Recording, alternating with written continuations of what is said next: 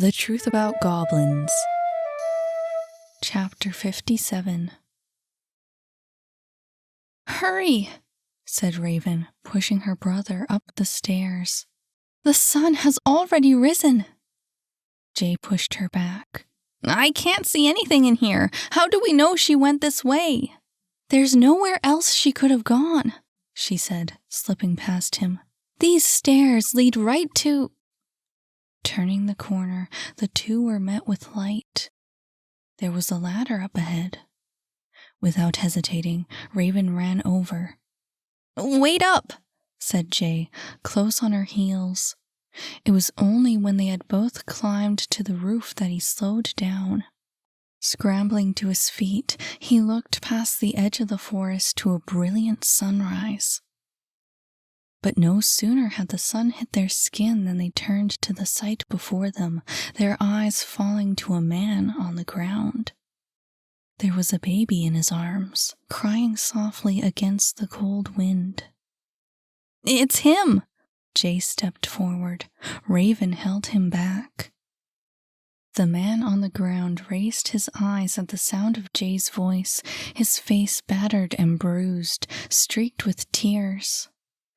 His lips, caked in blood, moved slowly as he tried to speak.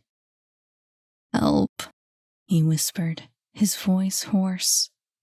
"Help us."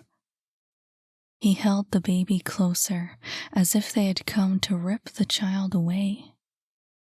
Jay took another step. "Where is she?" he demanded. "Where's Annie?" Grim stared a long while, his face blank. Motioning for her brother to stay behind, Raven knelt before the magician. "The girl," she said, searching his face for understanding. "What happened to the girl?" Grim slowly, mechanically, touched his lips. He said nothing. "Raven!" She rose to her feet and made her way to the edge of the tower. "What did you find?" she said. "Annie was here," said Jay, pointing to a pair of scuff marks. "She was with someone." "Grim?" she said, eyeing the magician behind her. He shook his head. "No, someone else." He turned back to the ground and followed the markings. "There was a scuffle, I think." He moved forward. "They were over there, but they moved. They were here. They were—" He stopped, staring past the edge of the roof. Impatient, Raven turned to the ground and followed the tracks on her own, only to find herself staring into the distance as well. The two kids stood beside one another, silent in the glow of the sunrise. They could see the mountainside down below, the remnants of a landslide still visible on the terrain, but they saw nothing else. And there was nothing to be heard, nothing save for the cries of the infant cradled in Grim's rough hands, the sound of its wailing carried across the valley by the frigid autumn breeze. Hi, I'm your narrator, Miranda Eastwood, also the author of The Truth About Goblins.